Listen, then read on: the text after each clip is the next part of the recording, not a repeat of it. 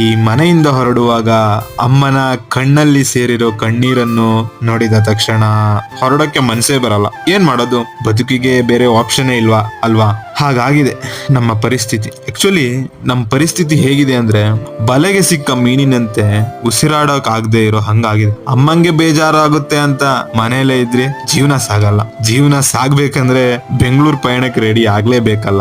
ಇದು ನಿಮ್ಗೂ ಆಗಿರುತ್ತೆ. ಯಾರೆಲ್ಲ ಮಿಡಲ್ ಕ್ಲಾಸ್ ಅಲ್ಲಿ ಇದಾರೋ ಅವರಿಗೂ ಆಗಿರುತ್ತೆ ಇದೇ ಅನುಭವ. ಸೊ ಈ ಫೀಲ್ ಹೆಂಗಂದ್ರೆ, ಇಲ್ಲಿ ಭಾವನೆಗಳಿಗೆ ಹೊರ ಹಾಕೋಕೆ ಜಾಗನೇ ಇಲ್ಲ. ಕಣ್ಣೀರು ನಮ್ಮಿಂದ ಸರಿದ್ರೆ ಎಲ್ಲಿ ಅಮ್ಮಂಗ್ ಬೇಜಾರಾಗುತ್ತೋ ಅಂತ. ಅದೇ ಸುರಿದಿರೋ ಅಮ್ಮನ ಕಣ್ಣೀರು ಒರೆಸಲು ಇರೋಣ ಅಂದ್ರು ಜವಾಬ್ದಾರಿ ಜಂಗಲ್ಲು ಮೈ ಮೇಲೆ ಬಂದಿದೆ. ಸೊ ಇದೆರಡು ಮಿಂಗಲ್ ಆಗಿ ನಾವು ಮಾತ್ರ ಆದ್ವಿ ತುಂಬಾನೇ ಕಂಗಾಲು. ಅದೇ ಹೇಳ್ತಾರಲ್ಲ, ಬೆಂಗಳೂರು ನಮಗೆ ನಮ್ಮ ಮನೆಗೆ ನಮ್ಮನ್ನೇ ಅತಿಥಿಯನ್ನಾಗಿಸಿ ಬಿಡುತ್ತದೆ. ಲೈಫ್ ಅಲ್ವಾ, ಎಲ್ಲಾನು ಅನುಭವಿಸ್ಬೇಕು ಹಾಗೂ ಎಲ್ಲರಿಂದ